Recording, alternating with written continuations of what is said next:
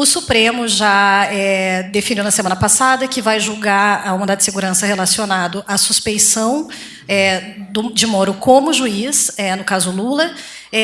As prisões em segunda instância devem ser pautadas pelo Supremo e partidos, OAB, organizações deverão entrar com medidas aí na Justiça para reverter decisões da Lava Jato. Então, nesse sentido, o que a Lava Jato, os avanços que a Lava Jato trouxe para o país podem ser abalados nesse momento por conta de decisões que podem ser destomadas. Obrigada. Eu queria aproveitar vocês e perguntar para a OAB por que ela é contra que se entre no telefone do Adélio.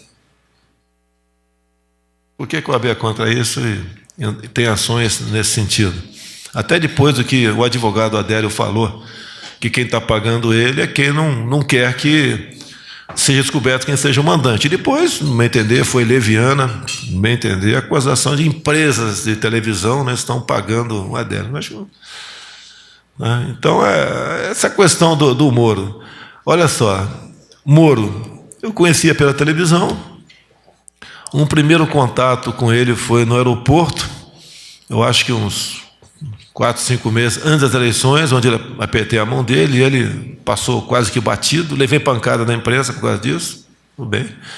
Depois, uns 15 dias depois, eu não sei, eu acho que não estava em campanha ainda, era uma pré-campanha, eu estava no Piauí e ele ligou para mim, falou, olha, o pessoal da Polícia Federal que me acompanha falou sobre aquele episódio no aeroporto, eu quero me desculpar, só fiz aquilo porque para evitar especulações, etc, etc, e tudo bem. E nunca mais conversamos, nunca mais.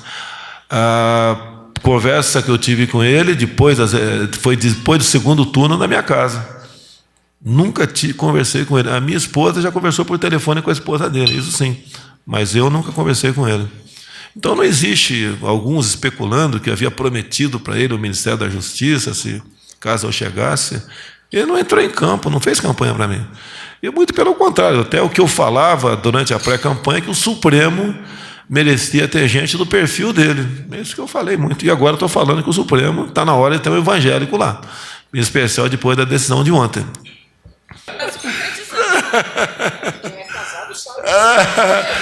Não, estou no segundo e está uma maravilha. Inclusive ontem na igreja, né? Questão do Moro, que vão perguntar daqui a pouco. Daí eu falei na igreja, ela tinha mas não sei quantas mil pessoas lá. Eu falei, eu não dei presente para minha esposa. O pessoal, Daí eu falei, eu dei um beijo. E ela ficou mais apaixonada ainda. Então a questão do Moro, quando houve esses vazamentos aí, ilegais, eu fui no evento da Batalha do Riachuelo, né, partindo do Alvorada de lancha, e entramos juntos. Ele até deu uma continência, né? Se bem que ele foi aluno de tiro de guerra. E depois eu vesti a camisa, não do meu Botafogo ou Palmeiras, ele vestiu a camisa do Flamengo e foi aplaudido, praticamente ovacionado aqui no Mané Garrincha. Então, é um gesto que vale muito mais do que palavra, vale muito mais, Odésio, que um presente caríssimo para a esposa ou para a namorada. Só um instantinho, por favor.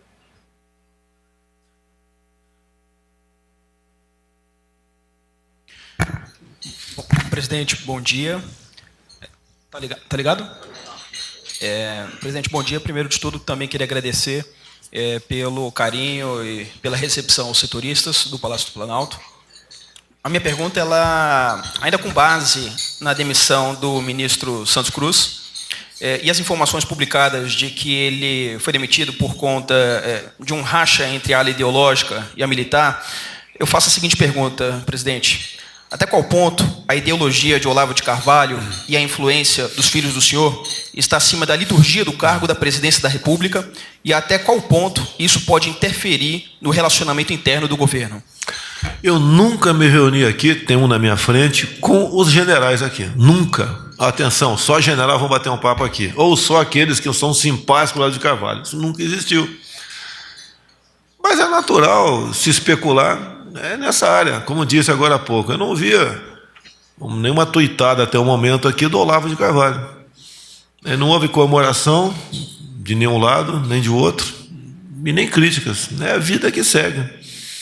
Não da questão de ideologia. Ninguém duvida aqui. Desculpa aqui, alguém aqui da empresa, né? Da imprensa. Eu, ontem, por ocasião da minha fala, acho que deu uns 15, 20 minutos, lá na igreja cheia, eu mostrei o que eu havia mostrado na Globo News, por ocasião antes das eleições, onde tinha botado na mão as palavras, né? Deus, família, Brasil.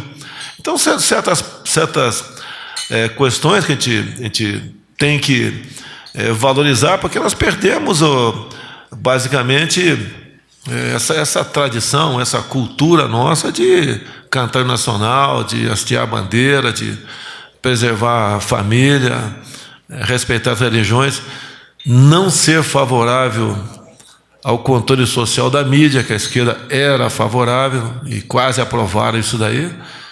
Então, essas questões são minhas, e, logicamente, está mais de um lado os militares, muitas vezes, mais ao lado do pessoal que segue Olavo de Carvalho, ao qual eu devo muito respeito, porque ele foi uma pessoa que ajudou a abrir a cabeça de muita gente aqui no Brasil, nessa questão ideológica, que estava muito forte para o lado mais da esquerda do que da direita.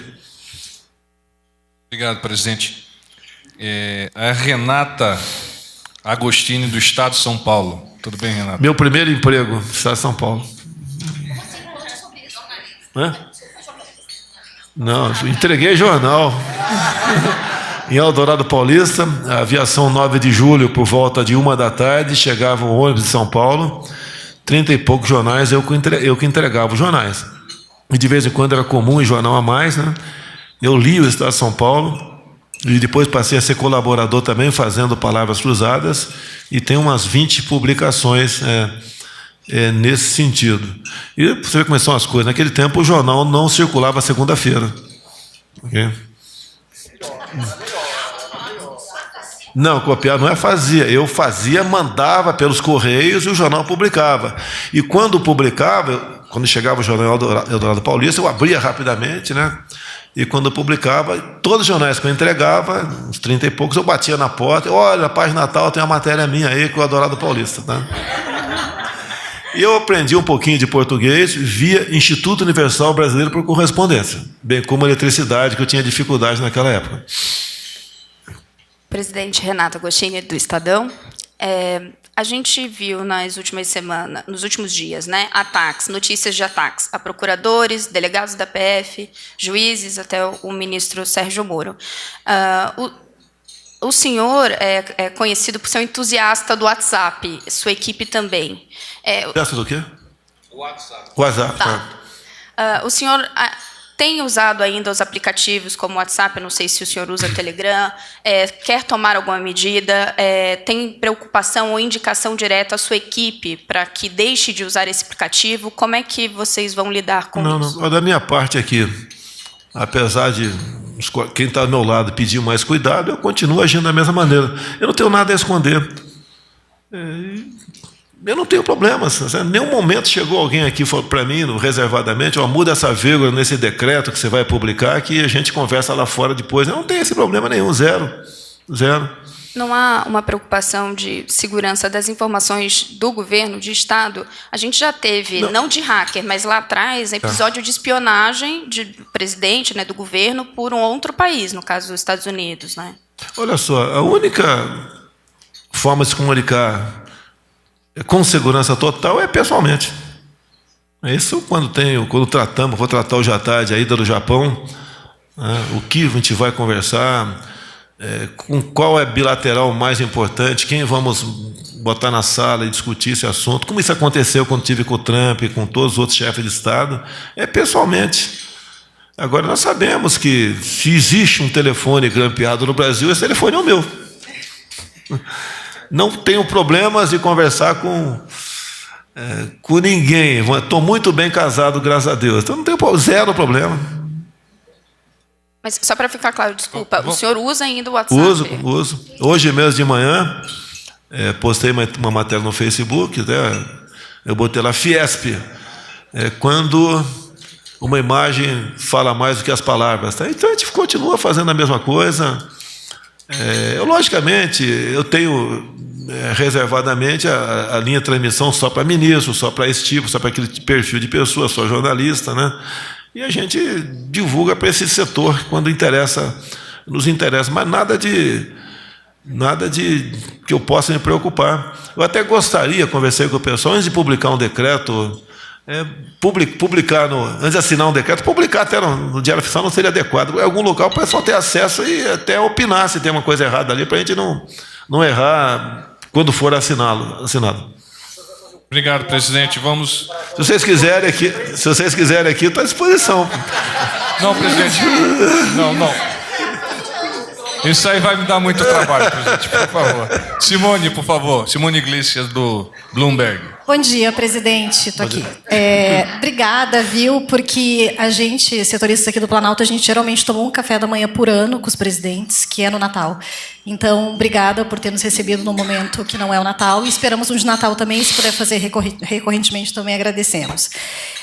Mas eu queria que o senhor falasse um pouco, não sobre o apoio ao ministro Sérgio Moro, mas sobre os desdobramentos que estes vazamentos podem e deverão ter juridicamente.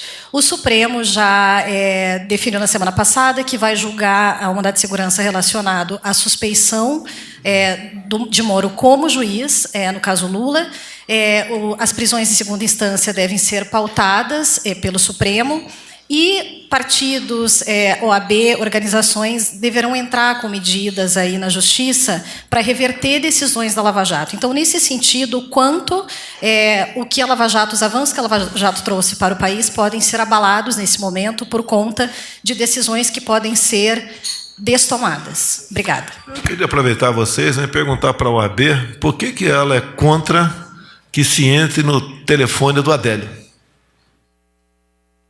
Por que a OAB é contra isso e tem ações nesse sentido? Até depois do que o advogado Adélio falou, que quem está pagando ele é quem não quer que seja descoberto quem seja o mandante. E depois, no meu entender, foi leviana, no meu entender, a acusação de empresas de televisão, né, estão pagando o Adélio. Então, essa questão do Moro. Olha só, Moro, eu conhecia pela televisão. Um primeiro contato com ele foi no aeroporto, eu acho que uns 4, 5 meses antes das eleições, onde eu apertei a mão dele e ele passou quase que batido, levei pancada da imprensa por causa disso, tudo bem. Depois, uns 15 dias depois, eu não sei, eu acho que não estava em campanha ainda, era uma pré-campanha, eu estava no Piauí e ele ligou para mim, falou, olha, o pessoal da Polícia Federal que me acompanha falou sobre aquele episódio no aeroporto, eu quero me desculpar, só fiz aquilo porque para evitar especulações, etc, etc, e tudo bem. E nunca mais conversamos, nunca mais. A conversa que eu tive com ele foi depois do segundo turno na minha casa.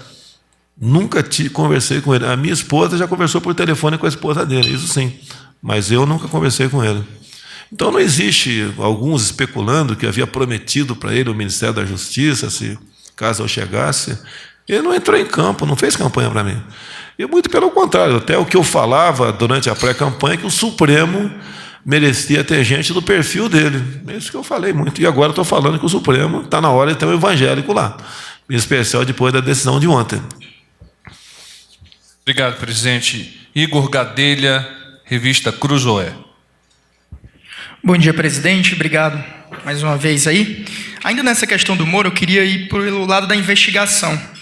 O que o senhor já foi informado sobre o andamento dessas investigações dos ataques aos celulares dos ministros? Hoje a gente traz uma reportagem mostrando que alguns dos investigadores suspeitam de que é um esquema até com participação de pessoas de outros países, porque o esquema os aplicativos para invadir um celular são muito caros, né? Até a gente cita lá que alguns de Israel chegam a custar mais de 5 milhões de dólares. Então, eu queria saber como é que estão essas investigações e o que o senhor tem sido informado sobre as investigações aos ataques dos celulares. Olha, não aprofundei conversa com o Sérgio Moro, tive com o Valeixo também, acho que foi anteontem, se não me engano, conversei com ele, o meu caso, esse caso também. A Polícia Federal está investigando, porque o primeiro crime que existe aí é a invasão. Sei que me informam que não existe informação segura, WhatsApp, seja o que for. Agora, cada um que tome as suas devidas precauções, né? Você pode ver, vamos supor que a gente é comum de vez em quando falar que quebrou sigilo fiscal tal pessoa sem a autorização judicial. Imagine se aquela pessoa, como seja homem ou mulher, que pagou alguma coisa que deveria ser pago em dinheiro e pagou com cartão. Olha a complicação que você traz para o cara, não no tocante a possíveis atos errados, corrupção, etc., mas na vida particular do cara. Diretamente no assunto. O cara pagou um motel, por exemplo, e não foi com a esposa, ou não foi com o esposo. Né? Olha a complicação que dá. Eu sei que quase isso não acontece no Brasil, mas dá uma complicação terrível essa questão. Então tem que ser. Nós temos que seguir a lei. Né? A gente concorde ou não, como tem dispositivo constitucional que eu não concordo, mas sou obrigado a seguir. Obrigado, presidente. Sayonara Moreno, Rádio Nacional. Só um minuto aqui com o general Heleno. O problema dos celulares dos ministros. Todos os ministros receberam do GSI um celular com um programa de criptografia. Só que ele tem limitações. Você só consegue falar, é igual quem faz curso de idioma, né? Só consegue falar quem fez o mesmo curso. Então, é a mesma coisa. O celular, se não tiver o programa no outro celular, não se falam. Então, naturalmente, é como o presidente falou, se eu não estou falando nada demais, e na minha modesta opinião, a conversa do Moro com os procuradores é uma conversa banal, comparado com o que já se viu aí de jantares, reuniões com ministros e gente até condenada, gente indiciada, não sei o quê. Isso aí é porque é o Moro e porque é o governo do presidente Bolsonaro, senão não iam nem noticiar. Mas isso é outro problema. Agora, o celular criptografado, ele é incômodo para quem usa. Tem uma série de limitações. Como todas essas restrições, tem limitações. Todos nós estamos sujeitos a essa invasão. O então ministro Tancredo Neves disse uma vez que ninguém resiste a 5 minutos de grampo. Na época era grampo, se fala. Ninguém resiste a 5 minutos de grampo. Então nós estamos sujeitos a isso. E o presidente falou, muito importante, se eu não devo nada, que é o caso do ministro Moro, não deve nada. Pô, pode vasculhar o celular dele. Agora, se quiserem criar um problema, aí também é fácil de criar. Então, os ministros têm um celular que tem um programa criptografado, mas a maioria usa uma semana, aí vê as limitações, eu não estou fazendo nada de errado, vamos lá, vamos tocar em frente. Tá? Obrigado, general. Sayonara, não é? Por favor. Eu não uso, deixa bem claro. Nem eu. Quais são as limitações? Eu não passo azar, por exemplo, e eu não passo um zap para você, porque você não tem o programa Atena que eu tenho no meu. Tá? Se eu quiser passar o zap para você, tem que pegar o outro celular. Aí daqui a pouco eu estou com 5 celulares no bolso. Né? Ninguém aguenta. Agora, se nem o presidente usa, quem usa? Aí você agradeceu. Vamos lá, Sayonara, por favor. Pode sair isso daqui a pouco. Pode falar, Sayonara. Bom dia, presidente. Bom dia a todo mundo.